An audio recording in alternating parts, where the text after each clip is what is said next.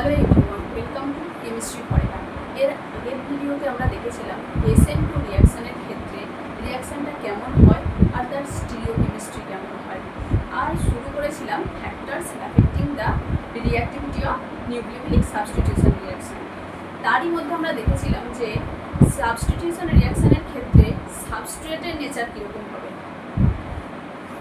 আজকের আমরা দেখব তার সলভেন্টের নেচার কীরকম হবে, নিউক্লিওফাইলের নেচার কীরকম হবে, লিভিং গ্রুপের নেচার কীরকম হবে। তার আগে আমরা এতক্ষণ পর্যন্ত SN1 এবং SN2 রিয়াকশানে নিয়ে যা যা পড়লাম তার উপর বেস করে দেখব দু একটা কোশ্চেন। যেমন আমরা বলেছিলাম যে ভিনাইল ক্লোরাইড SN1 রিয়াকশান দেখায় না। কেন দেখায় না? তাতে কোনো কার্বোক্যাটায়ন ফর্মেশন হচ্ছিল না, কোনো স্টেবল কার্বোক্যাটায়ন ফর্মেশন হচ্ছিল না। তবে কি ভিনাইল ক্লোরাইড SN2 রিয়াকশান দেখাবে? সেটা দেখা যাক। CH2 CH এক্ষেত্রে ক্লোরিনের রয়েছে আনশেয়ার ইলেকট্রন পেয়ার। সেই আনশেয়ার ইলেকট্রন পেয়ার এখানে পড়ে একটা রেজোনেন্স স্ট্রাকচার তৈরি করে CH2 CH ক্লোরিনে একটা ডবল বন্ড ক্যারেক্টার সৃষ্টি হয়েছে, আর এটা যেহেতু এখানে চলে এসেছে তাই এটা নেগেটিভ, আর ক্লোরিনে পজিটিভ। সেটাকে যদি আমরা লিখি এইভাবে CH2 CH and Cl,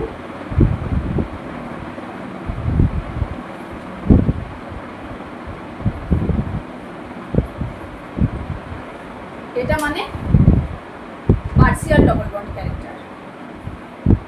chlorine একটা পার্সিয়াল ডবল বন্ড ক্যারেক্টার পেয়েছে, যার জন্য ক্লোরিন সহজে বেরিয়ে যেতে চাইবে না, স্টেবল কার্বোক্যাটায়ন ফর্ম হবে না তখন, আর তাই জন্যে SN1 রিয়াকশান হবে না।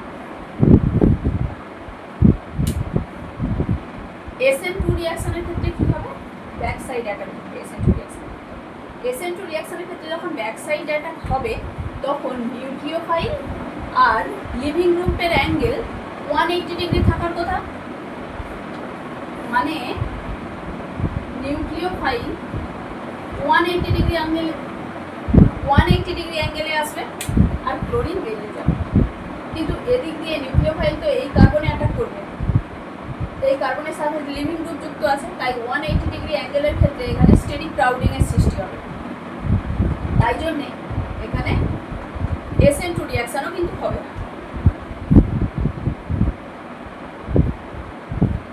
তাছাড়াও আমরা বলতে পারি এই যে নিউক্লিওফাইলের তো নেগেটিভ চার্জ, আর এখানে এটাও নেগেটিভ চার্জ, তাই নেগেটিভে রিপালসান হবে,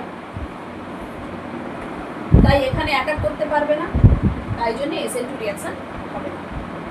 এইরকম আমরা যদি ক্লোরোবেনজিনের ক্ষেত্রে দেখি,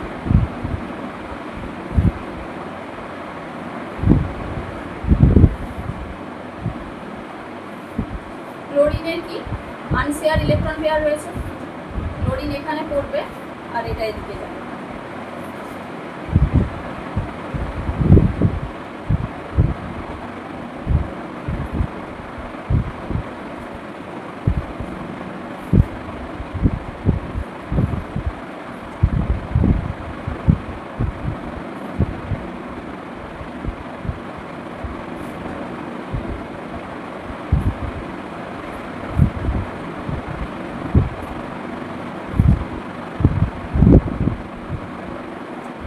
এইভাবে ক্লোরিনের রেজোনেন্স স্ট্রাকচার হবে। সবশেষে আমরা পাবো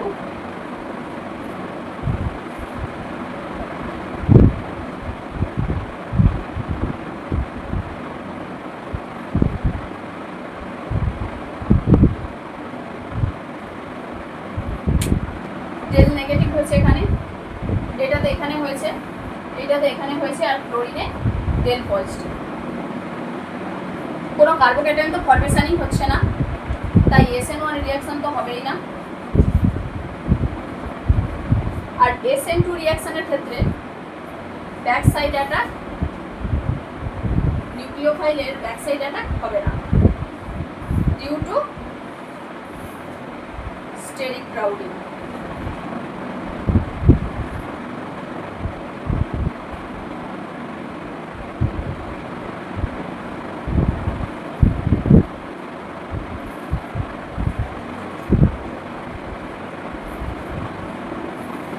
তাই SN2 রিঅ্যাকশন হবে না।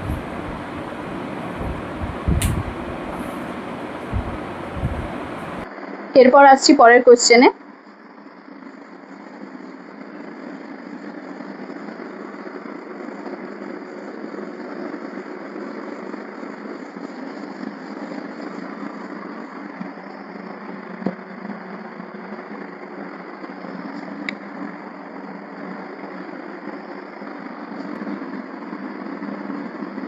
In alcoholic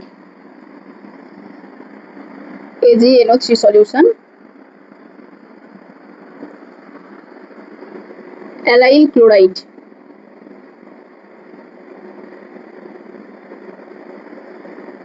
gives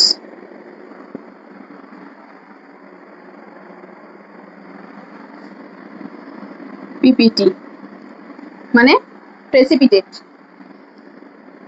but vinyl chloride does not give it. Why?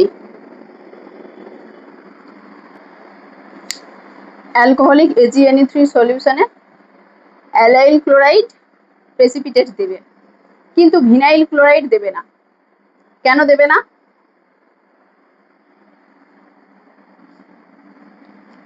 Allyl ক্লোরাইডের CH211CH CH2Cl allyl chloride, এখান থেকে ক্লোরিন বেরিয়ে গেলে হবে CH211CH CH2 পজিটিভ। এখানে এটা রেজোনেন্স স্টেবিলিটি পাবে।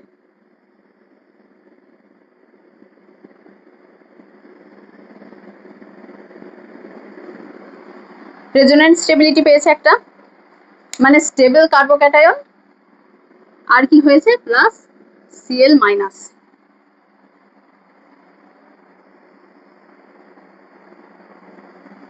প্রেসিপিটেশনের রিঅ্যাকশন কেমন হয়? AgNO3 সেটা আয়নে ভাঙবে Ag plus plus NO3 minus, মানে একটা ionic reaction. Precipitation reaction is a ionic reaction.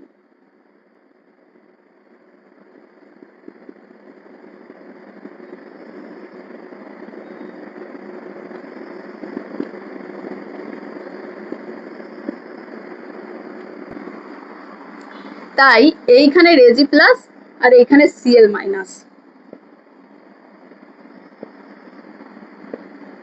হয়ে গেল AgCl, তার প্রেসিপিটেট করলো। এইভাবে অ্যালাইল ক্লোরাইডে প্রেসিপিটেট ফর্মেশন হয়। কিন্তু ভিনাইল ক্লোরাইডে কি হয়?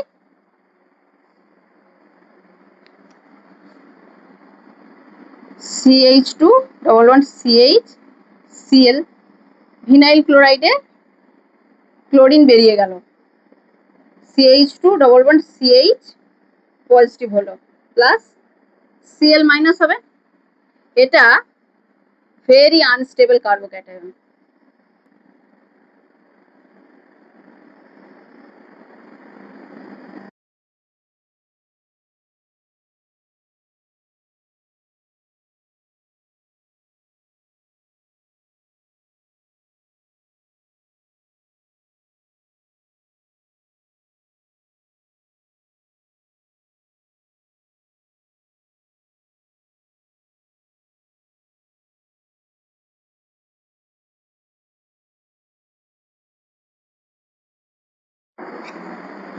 আনস্টেবল কার্বোক্যাটায়ন হয়, এখানে কোনো প্রেসিপিটেট করবে না।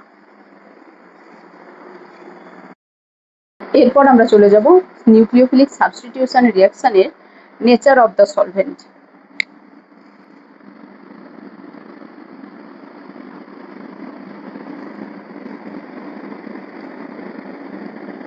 সাবস্টিটিউশন রিঅ্যাকশনের ক্ষেত্রে সলভেন্টের নেচার কেমন হবে? সলভেশন সেটা ডিপেন্ড করবে সলভেন্টের ডাইইলেকট্রিক কনস্ট্যান্টের ওপর।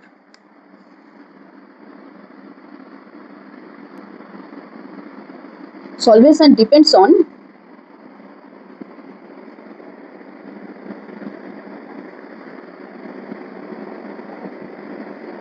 dielectric constant of the solvent.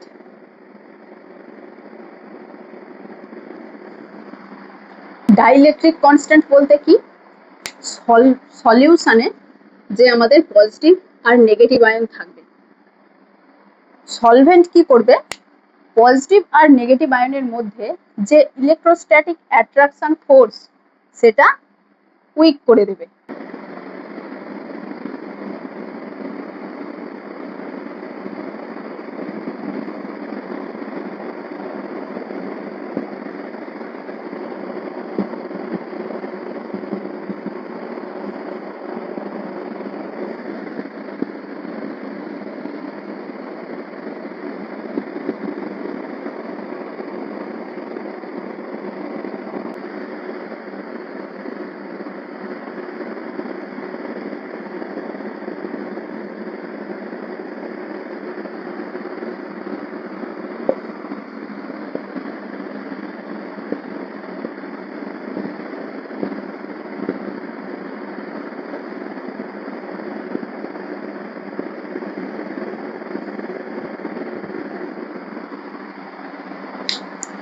Weakness the electrostatic attraction force between ions, আয়নগুলির মধ্যে ইলেকট্রোস্ট্যাটিক যে অ্যাট্রাকশন ফোর্স থাকবে সেগুলিকে উইক করে দেবে।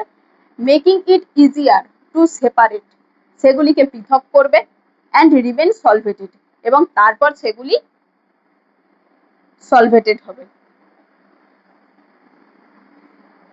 অ্যাকচুয়ালি ডাইইলেকট্রিক কনস্ট্যান্ট হচ্ছে একটা সলভেন্টের insulating properties.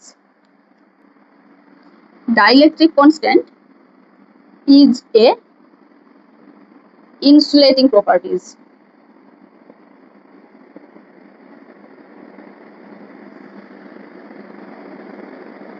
of a solvent. That means it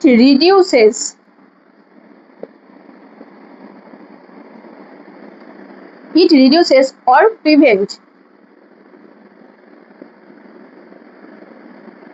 the movement of ions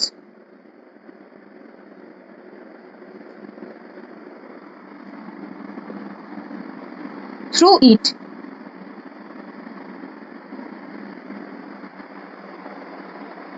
এটাই হলো ইনসুলেটিং প্রপার্টিজ।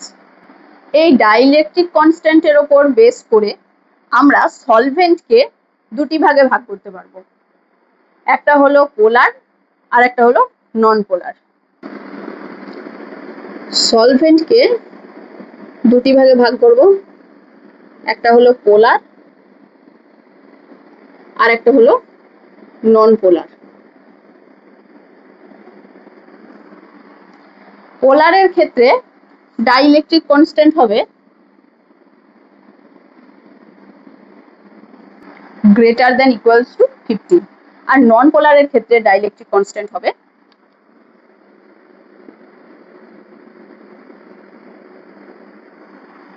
অ্যাপ্রক্সিমেটলি 0। নন পোলারের এক্সাম্পল কি, benzene, dioxane, CCl4, carbon tetrachloride. আর পোলার সলভেন্টকে আবার দুই ভাগে ভাগ করা যায়, একটা হলো পোলার প্রোটিক সলভেন্ট,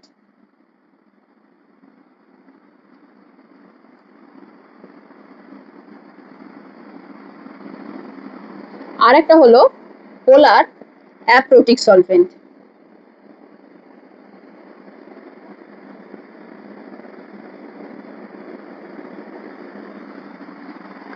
পোলার প্রোটিক সলভেন্ট কেমন হবে? প্রোটিক সলভেন্টের ক্ষেত্রে অ্যাসিডিক হাইড্রোজেন থাকবে,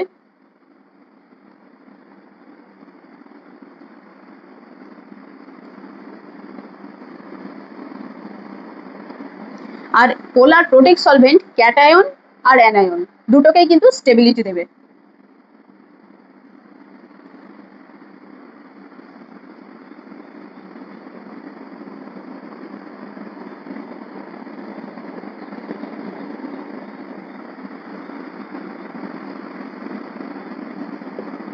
আর পোলার অ্যাপ্রোটিক সলভেন্টের ক্ষেত্রে কোনো অ্যাসিডিক হাইড্রোজেন থাকবে না,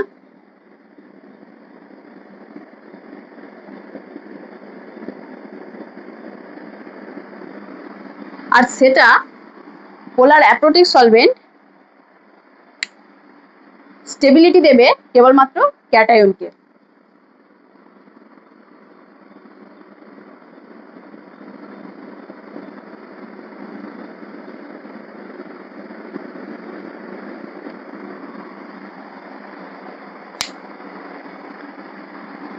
পোলার প্রোটিক সলভেন্ট ক্যাটায়নকে কিভাবে স্টেবিলিটি দেবে? একটা ক্যাটায়ন নিলাম আর পজিটিভ, আর সলভেন্ট মনে করলাম H2O, সেটা কিভাবে স্টেবিলিটি দেবে না অক্সিজেনের যে লোন পেয়ার থাকবে সেটা আর এর ভ্যাকান্ট অরবিটালে দেবে,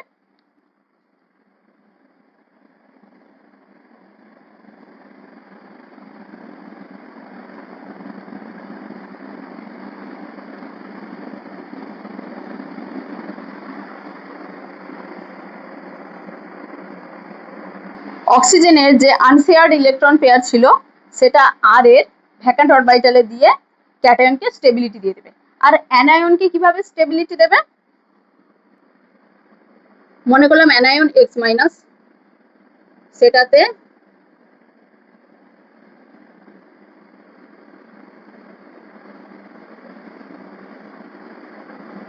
হাইড্রোজেন বন্ডিং হবে,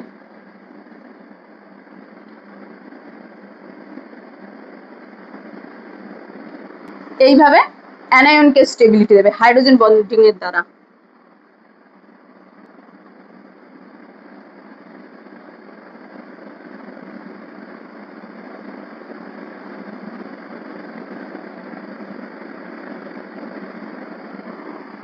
পোলার প্রোটিক সলভেন্টের এক্সাম্পল হচ্ছে যেগুলোতে হাইড্রোজেন উপস্থিত থাকবে, অ্যাসিডিক হাইড্রোজেন উপস্থিত থাকবে, আর যেগুলো হাইড্রোজেন বন্ড করতে পারবে সেগুলো। সেরকম এক্সাম্পল যদি আমরা নিই, H2O, CH3OH, ETOH, ethanol, etcetera. আর যদি আমরা পোলার অ্যাপ্রোটিক সলভেন্টস নিই, তার এক্সাম্পল হবে DMSO,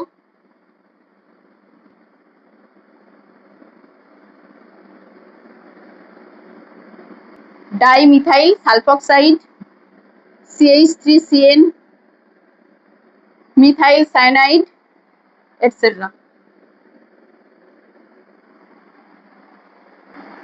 পোলার প্রোটিক সলভেন্ট ক্যাটায়ন আর অ্যানায়ন দুটোকেই স্টেবিলিটি দেবে SN1 রিঅ্যাকশনের ক্ষেত্রে। কার্বোক্যাটায়ন ফরমেশনটা RDS, SN1 এর ক্ষেত্রে কার্বোক্যাটায়ন ফরমেশন RDS, সেটা পজিটিভ ক্যাটায়ন যেটা তৈরি হবে সেটাও যদি স্টেবিলিটি পায়, আর নেগেটিভ যে নেগেটিভ পার্ট তৈরি হবে সেটাও যদি স্টেবিলিটি পায়, তবে কার্বন আর লিভিং গ্রুপ তাদের মধ্যে বন্ড ব্রেকিং এর জন্য যে এনার্জিটা সেটা কম প্রয়োজন। যেহেতু দুটোই স্টেবিলিটি পাবে, ক্যাটায়ন আর অ্যানায়ন, কার্বোক্যাটায়ন এটা পজিটিভ হবে আর লিভিং গ্রুপে অ্যানায়ন হবে। প্রোটিক সলভেন্টের কথা বলছি, পোলার প্রোটিক সলভেন্টের দুটোই স্টেবিলিটি পাচ্ছে, তাই এই বন্ডটা ব্রেক করা খুবই ইজি, খুবই কম এনার্জি লাগে, তাই আয়নাইজেশনের জন্য অ্যাক্টিভেশন এনার্জিও কম লাগে। কিন্তু অ্যাপ্রোটিক সলভেন্টের ক্ষেত্রে এটা অনলি কার্বোক্যাটায়নকে স্টেবিলিটি দেবে। লিভিং গ্রুপকে তো স্টেবিলিটি দেবে না, তাই জন্যে Cl কার্বন আর লিভিং গ্রুপের যে বন্ড সেটা সহজে ভাঙবে না, তাই জন্যে পোলার অ্যাপ্রোটিক সলভেন্টে SN1 রিয়াকশন ফেভারেবল নয়। পোলার অ্যাপ্রোটিক সলভেন্টের ক্ষেত্রে SN1 রিয়াকশন ফেভারেবল নয়। যদি আমরা SN2 রিয়াকশন দেখি, এর ক্ষেত্রে কিন্তু SN1 রিয়াকশনটা ফেভারেবল।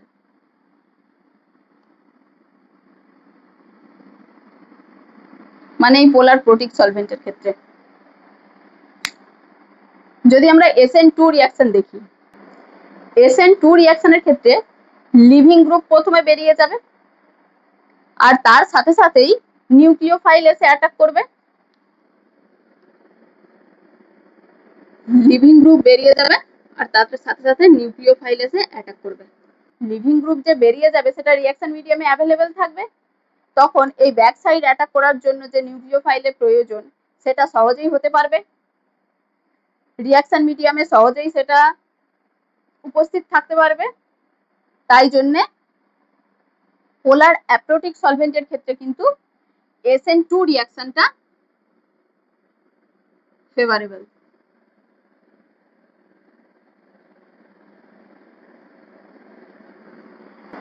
এরপর আমরা দেখব এফেক্ট অফ নিউক্লিওফাইল।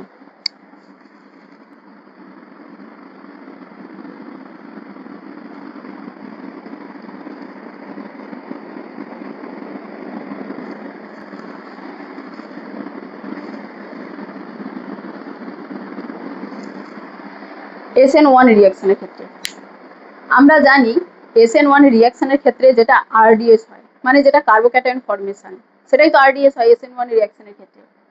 সেখানে তো নিউক্লিওফাইল ইনভলভডই থাকে না, তাই জন্যে SN1 রিয়াকশনের ওপর নিউক্লিওফাইলের কনসেন্ট্রেশন হোক বা নিউক্লিওফাইলের নিউক্লিওফিলিসিটি হোক, কোনোটাই কিন্তু ডিপেন্ড করে না। কিন্তু SN1 রিয়াকশনের ক্ষেত্রে যদি আমরা কোনো বেটার নিউক্লিওফাইল অ্যাড করি তবে রিয়াকশনের রেটেতে কোনো চেঞ্জ হবে না, কিন্তু যে মেজর প্রোডাক্ট আমরা পাবো সেটা কিন্তু হবে যেটাতে সেই নিউক্লিওফাইলটা অ্যাড থাকবে। যেমন PH2CHCl, তাতে আমরা দেব লিকুইড SO2, তখন কার্বোক্যাটায়ন ফর্মেশন হবে PH2CH positive plus Cl minus. তাতে যদি আমরা F মাইনাস দিই সেক্ষেত্রে মেজর প্রোডাক্ট হবে PH2CHF। কিন্তু SN2 রিয়াকশনের ক্ষেত্রে কি হবে?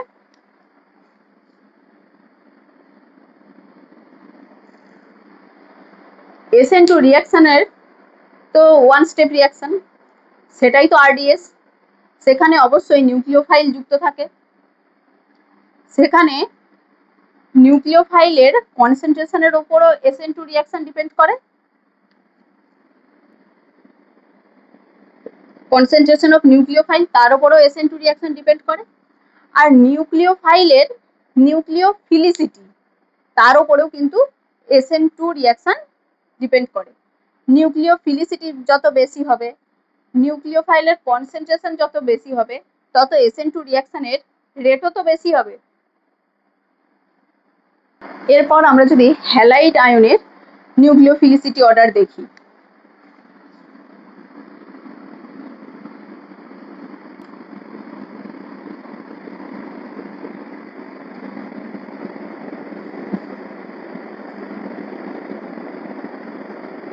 নিউক্লিওফিলিসিটি অর্ডার অফ হ্যালাইড আয়ন, সেক্ষেত্রে আমরা দুই রকমের অর্ডার পাবো। পোলার প্রোটিক সলভেন্টে একরকম পাবো, পোলার অ্যাপ্রোটিক সলভেন্টে আমরা পাবো একরকম। পোলার প্রোটিক সলভেন্টে আমরা কিরকম পাবো?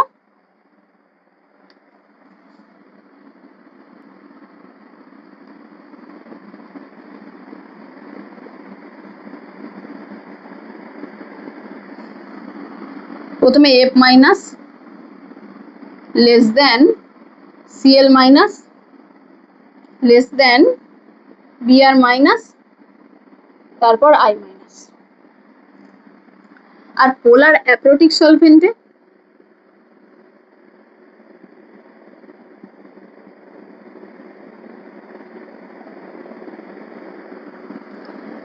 F minus greater than Cl minus, Br minus আর I মাইনাস। এইরকম অর্ডারটা কেন হয়? পোলার প্রোটিক সলভেন্টে আমরা জানি ফ্লুরিন থেকে যত আয়োডিনের দিকে যায় সাইজ ইনক্রিজ করে, ফ্লুরিন থেকে আয়োডিনের দিকে সাইজ ইনক্রিজ করবে, ইলেকট্রোনেগেটিভিটি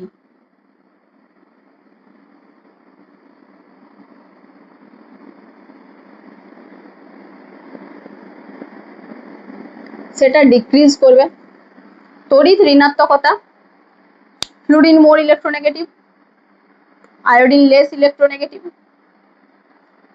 আয়োডিন লেস ইলেকট্রোনেগেটিভ হওয়ার কারণে নিউক্লিয়াসের সাথে আয়োডিনের যে আউটার মোস্ট ইলেকট্রন, বহিস্থ কক্ষের যে ইলেকট্রন, তার সাথে লুজলি বাউন্ড থাকবে।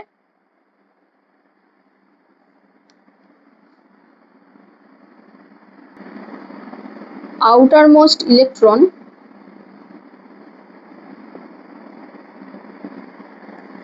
আর loosely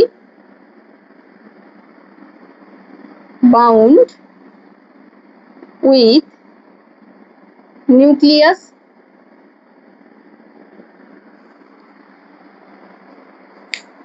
নিউক্লিয়াস এর থেকে যদি বহিস্থ কক্ষের ইলেকট্রন সেরকম ভাবে বাইন্ড না থাকে তবে সেক্ষেত্রে পোলারাইজেবিলিটিটা বেশি হবে,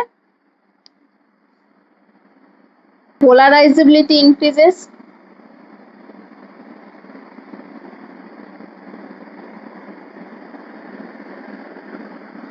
তার ফলে সহজেই SN2 রিঅ্যাকশনের ক্ষেত্রে ট্রানজিশন স্টেটে বাইন্ড করতে পারবে। readily available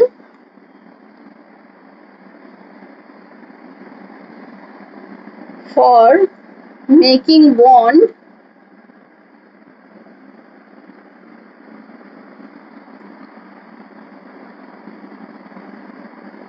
with carbon in the transition state of SN2 reaction। তাই তখন এইরকম অর্ডারটা হবে। এরপর আমরা দেখব stability of living group.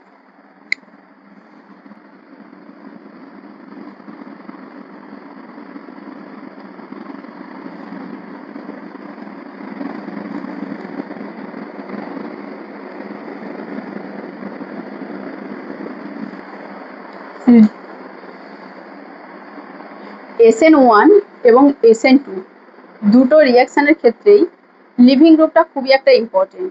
SN1 রিঅ্যাকশনের ক্ষেত্রে প্রথমে কার্বোক্যাটায়ন ফর্মেশন হয় লিভিং গ্রুপ বেরিয়ে গিয়ে, আর SN2 রিঅ্যাকশনের ক্ষেত্রেও লিভিং গ্রুপ যদি ভালো হয় তবেই সেখানে নিউক্লিওফাইল ব্যাক সাইড অ্যাটাক করবে এবং তার সাথে সাথে তার সাথে সাথে লিভিং গ্রুপ বেরিয়ে যাবে। তাই SN1 আর SN2 দুটোর ক্ষেত্রেই লিভিং গ্রুপ যদি ভালো হয় সেক্ষেত্রে দুটোর ক্ষেত্রেই রেট কিন্তু বৃদ্ধি পাবে। গুড লিভিং গ্রুপ আমরা কোনটাকে বলবো? যেটা সাবস্ট্রেট থেকে আলাদা হওয়ার পরেও, মানে যেটা লিভিং এর পরেও স্টেবল থাকবে। যেমন আমরা দেখবো CH3Br, তাতে আমরা OH মাইনাস দিচ্ছিলাম। SN2 টাইপ রিঅ্যাকশন হবে, OH মাইনাস নিউক্লিওফাইল হিসেবে অ্যাটাক করবে ব্যাক সাইড থেকে আর Br বেরিয়ে যাবে, হবে CH3OH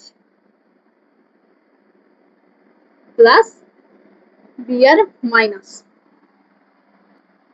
এই যে Br মাইনাস রিঅ্যাকশন মিডিয়ামের হাইড্রোজেনের সাথে যুক্ত হয়ে তৈরি করবে HBr। এখানে Br minus living group,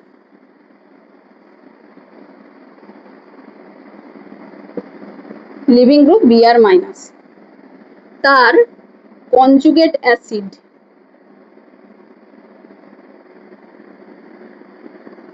acid হলো এই HBr।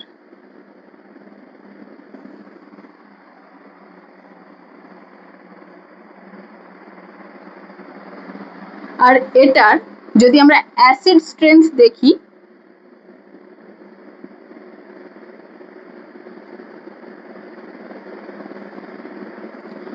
HBr এর ক্ষেত্রে সেটা একটা স্ট্রং অ্যাসিড।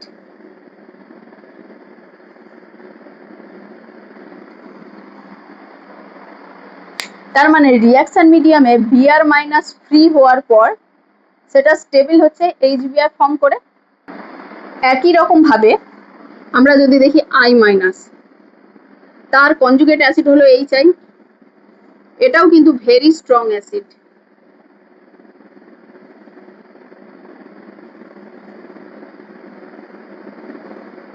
তাই Br মাইনাস I মাইনাস এগুলো কিন্তু লিভিং এর পরেও স্টেবল,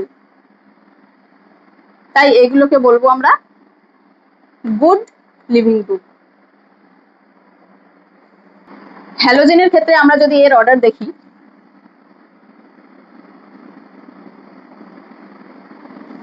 প্রথমে হবে I মাইনাস, Br মাইনাস,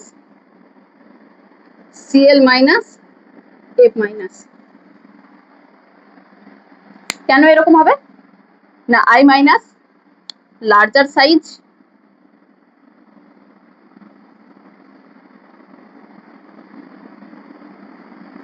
এর বহিস্থ কক্ষের ইলেকট্রনগুলো নিউক্লিয়াসের সাথে লুজলি বাউন্ড থাকবে, প্লাস এর যে নেগেটিভ চার্জ আছে সেটা অনেকখানি জায়গা জুড়ে ছড়িয়ে থাকতে পারবে, প্লাস আর HI ফর্ম করবে যেটা একটা ভেরি স্ট্রং অ্যাসিড, তাই জন্য এটা মোর স্টেবল হবে। আর F মাইনাসের ক্ষেত্রে আমরা কি দেখতে পাচ্ছি? আর F মাইনাসের ক্ষেত্রে আমরা জানি smaller in size,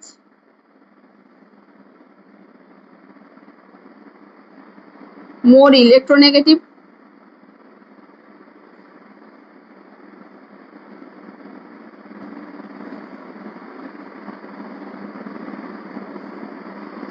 less polarisable,